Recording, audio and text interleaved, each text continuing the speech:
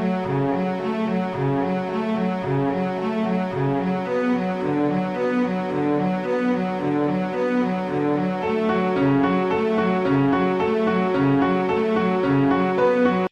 welcome back to another episode of Card Talk, a podcast where we spend just a little bit of time talking about cards from Lord of the Rings card game. I'm your host, Dave Walsh.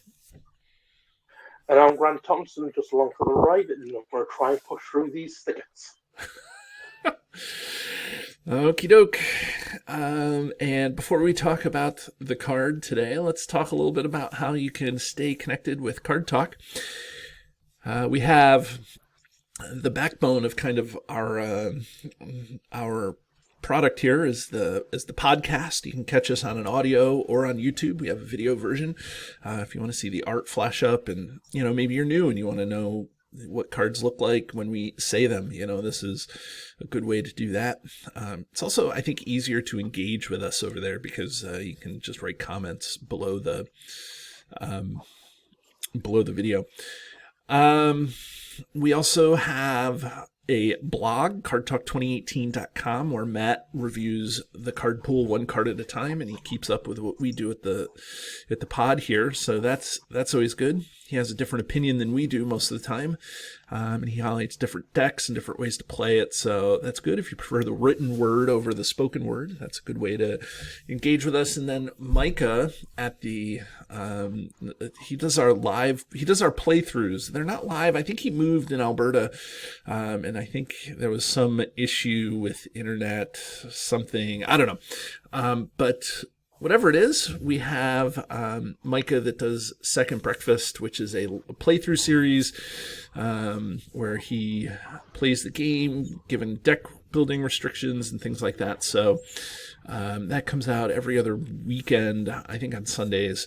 So that's cool. And then we are developing swag this year. So it's been a couple of years with swag. I was going through some stuff with my mom passing away and things like that. So I don't want to say drop the ball, because most people in the community that I reached out to forgave me for that, but I want to get back on the swag wagon. So we have some swag being developed right now, and it'll be ready for our patrons at the end of this year. So it's pretty good. So I don't know, Grant, talk about today's card. Well, today we are going deep into the core set with the Thicket of Spears, the 3-cost tactics event that you must pay one resource from 3 different heroes to play it. And then you choose a player, and that player's engaged enemies cannot attack that player this phase. Okay. So, really good card. Yeah. Is it? If you're running a Monosphere Tactics deck. Mm-hmm. Yeah. If you are not running a Monosphere Tactics deck, it becomes slightly harder to play. And by not impossible, but you can. It's definitely. Right. It's definitely harder. You need something like the Song of Battle or something that gives out the tactics resource icon. Yeah, like a Marthiel with some engaged enemies, or who's the dwarf that does that? Oin? Yes. Or Ori? Okay. It's one of them. Yeah, it's one of the I know. I was close there. It's one of those guys. I don't play dwarves hardly, so it's hard for me to remember these guys off the top of my head. Anyways, keep going, Grant. And it limits the amount of, say you've got a friend that's running hobbits that don't do well with getting attacked by big beefy enemies. This could come in handy, say against Watcher in the Water, and you've got 3 tentacles and the Watcher attack hitting the hobbits while the other player has just the Watcher to deal with. You can use Thicket of Spears, save the hobbits, and all you have to deal with is the attack from the Watcher. Yeah, I mean, and that's the thing. Like, I think that this card is good multiplayer, because I think that that's where you're going to, not to say you can't play it in a non-monosphere deck, but I think that playing mono tactics is more of a multiplayer move than a solo player move. Not to say you can again, but I think that this card is a multiplayer card. Although mono tactics hobbits is a thing. Barely. I mean, I've tried. It's barely a thing. But there are mono-tactics decks. Eowyn can quest for 4, and Theoden has, Tactics Theoden can give boosts and things like that. So, I mean, there's ways to get mono-tactics to work solo. But, in the end, I think that this is a multiplayer card, and I feel like this is a card that is designed to help players who are engaged when they don't want to be engaged. Like you were saying, I know that you were thinking about like the Watcher in the Water, and like the tentacles have such a low engagement cost that the player that shouldn't be engaged with enemies can be engaged with enemies. And so I think that this is supposed to help that. And then I don't know if you want to talk about it, Graham, talk about Hama, or if you want me to, but we should. What did you say? Why break what wasn't broke? So for anybody that who needs to know, Hama allows you to take an event. Let me pull them up just to make sure that that I have it right. But Hama.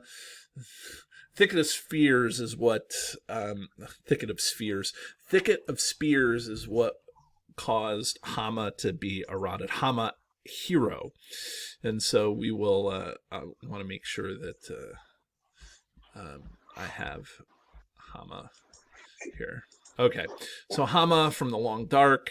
It says after Hama is declared as an attacker, return an event from your discard pile to your hand, then choose and discard 1 card from your. So basically, you're switching a card in your hand with an event card from your discard pile. So like it's a net 0 gain. But what you could do is, as soon as you got your first Thicket of Spears, you could what they called Hama lock the encounter deck, and so you wouldn't ever have to attack anything, especially playing solo. You would just, quest, and then you would kill stuff, and like that's fine. And then when you weren't engaged with anything, you wouldn't need to be able to declare. You wouldn't have to declare Hama as an attacker. Anyways, it was crazy how it worked. So Thicket of Spears really was responsible for not only its own errata, but also Hama's errata. And Grant and I were talking about this before we did, and Grant, says don't mess with a good thing, but you can still do this 6 times. Like if you if you need to Hama lock the deck 6 times and you're still not winning, you have a bigger problem than the fact that they errated Hama. Well, no, I wasn't just talking for Thicket of Spears, but things like Feint or Full Hammer, Goblin Cleaver, any other tactics event. They limited Hammer's ability to 3 times per game for the entire group. Right. So it wasn't just 3 times per event, which I could get behind. But no, it was 3 times per game for the entirety of his effect. If your game's going on for 12 rounds, then you get to Hama lock the encounter deck for 6 of them.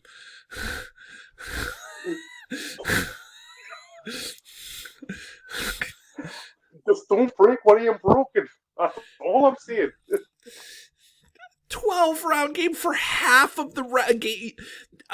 I mean, I know that this game has a lot of decision points, but the most exciting part of the game, without a doubt, is combat.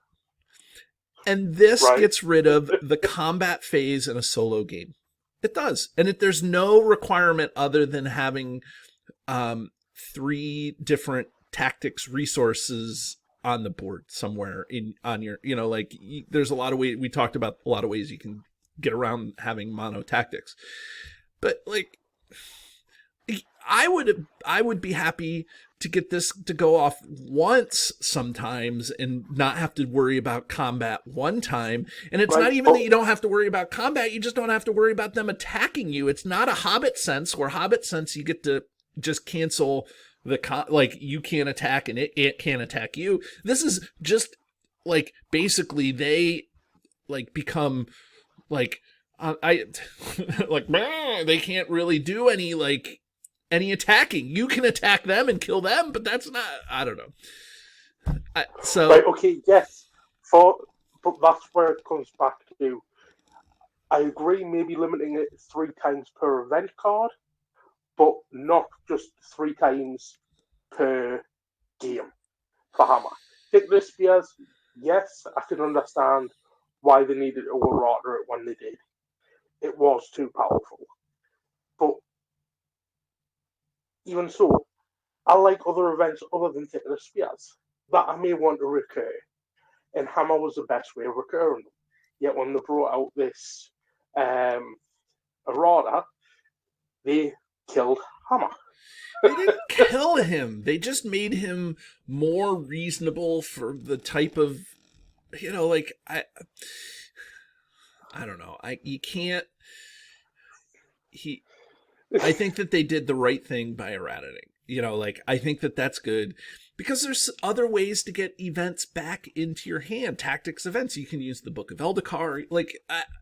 There's recursion is a thing in this game, right? And so you can't have something that can just neuter the encounter deck the whole game with Thicket of Spears, or neuter your big bad enemy, just by fainting that enemy over and over and over again.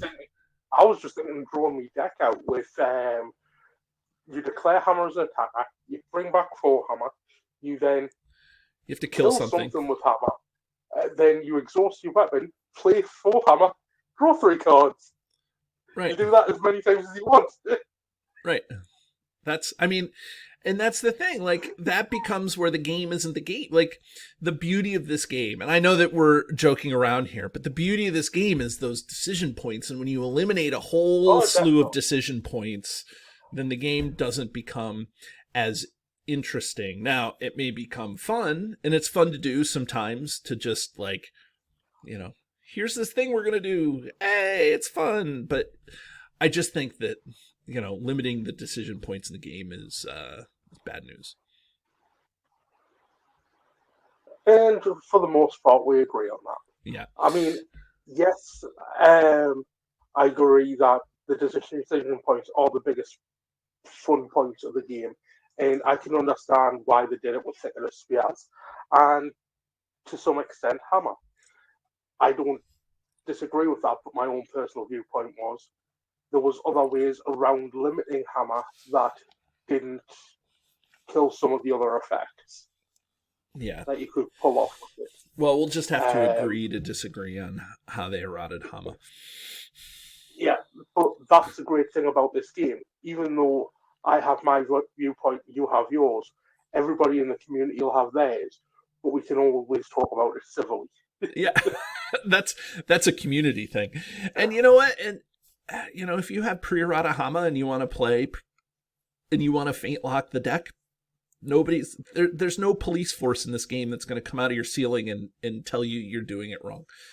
That's the beauty of a cooperative game, is that you can play however you want, and it's not, there's no problem with it.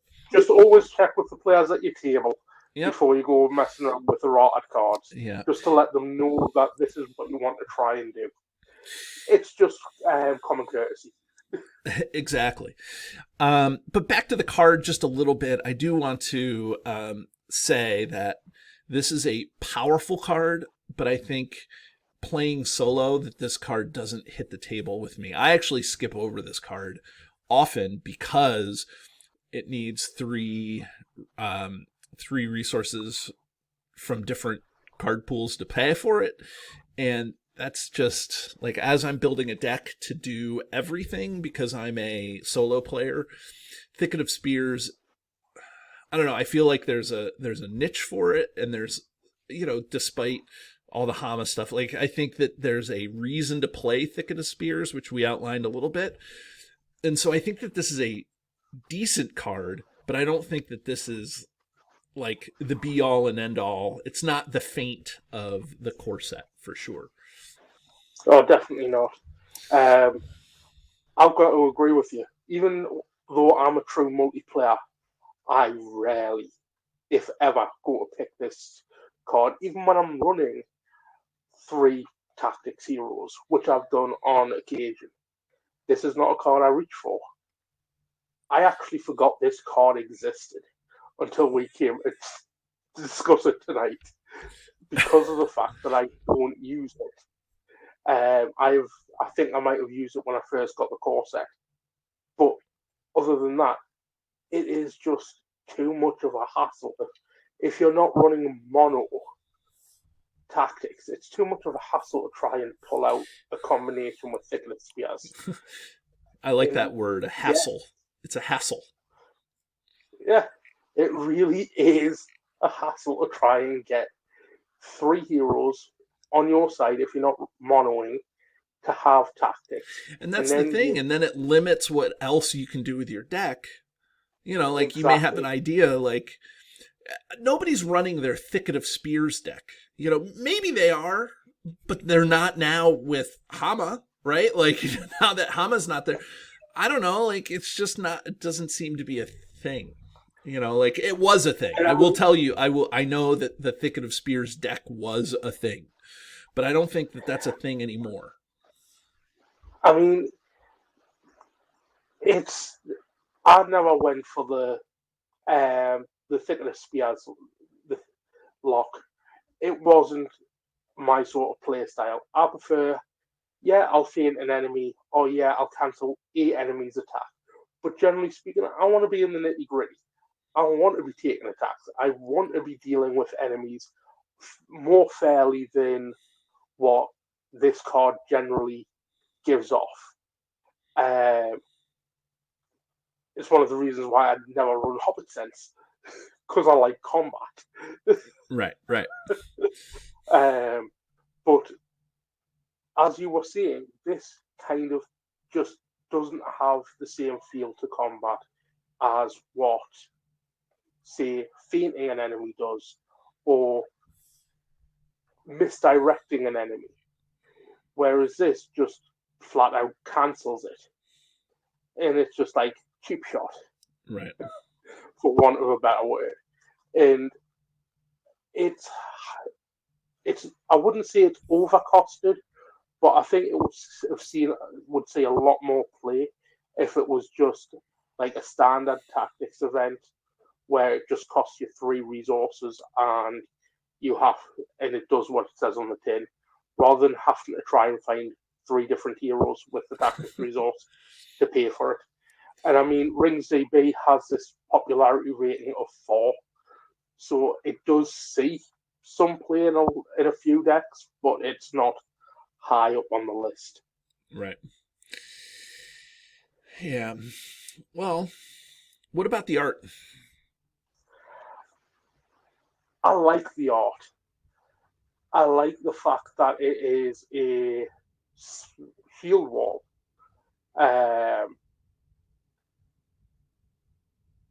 Do I think that the artwork could be better for this? Probably not. Because I think now that I look at it, this is what I associate with this card. A bit like you and the Lorien Guide. Right. Yep. It's like, this is what I envision when I think of a Thicket of Spears. Like, yeah, I feel like this is also kind of straight out from the, kind of the movie, inspired although it was Rohan and not Gondor, but like when the horses, when they set up the thicket, and maybe, I don't know, maybe I'm messing up, but whatever. The point is I feel like I don't think that the quality of the artwork is tippy top, but I think it's good, and I think it represents what I'm used to kind of thinking about it when I see Thicket of Spears. Yeah. Yeah. Well, should we ring this guy? Yeah, let's go on and ring it. Okay. Well, for anybody who doesn't know, we have a highly scientific yet arbitrary system where we rank a card on a scale from 1 to 10, where 1 is the one card in the game to rule them all, or one of the best cards, and a 10 is the card that we throw back into the fiery chasm from whence it was made, or one of the worst cards in the game. So, Grant, what do you think of this? I'm giving it a 9. I don't use it. I can see why people may use it, but it's not my play style. Yeah, and I think I'm going to give it an 8. For some reason, I just can't pull the 9 on it. I think it definitely has a place. I think it belongs in the card pool. I think this is the thing that I think that this needs to be in the card pool. But I think that it's niche-y, and I think, when Hama was first released in the Long Dark, I think that people saw how powerful Thicket of Spears was. So I think it kind of has, gotten residual out there. But I just don't build my Thicket of Spears deck, especially playing solo. It's just a card that I just kind of gloss over every time I play it. So that's where I'm going to be with this. So anyways, there you have it, everybody. Thicket of Spears. You should join us again as we are approaching the end of our core set, our core set cards. So anyways, see you next week. Have a great day. Do you love the content? Here's what you can do to stay connected. Become a patron. The money collected through Patreon goes into keeping the lights on here at the podcast. We love our patrons, and you can join at many different levels. Visit patreon.com/cardtalk2018. You can subscribe to us, whether you're watching our YouTube channel or you're listening to us in your favorite podcatcher. Hit the subscribe button to get notifications of all our new episodes. Didn't know we were an audio podcast? Find us by searching Card Talk to get access to our 120 plus regular episodes. Didn't know we were a video channel? Find us by searching Card Talk LOTR LCG on YouTube, and there you can find not only our regular episodes, but you can find our bonus playthroughs and other content related to the game. Want to get a hold of Ted, Grant, or myself? Feel free to email the podcast at cardtalk2018@gmail.com.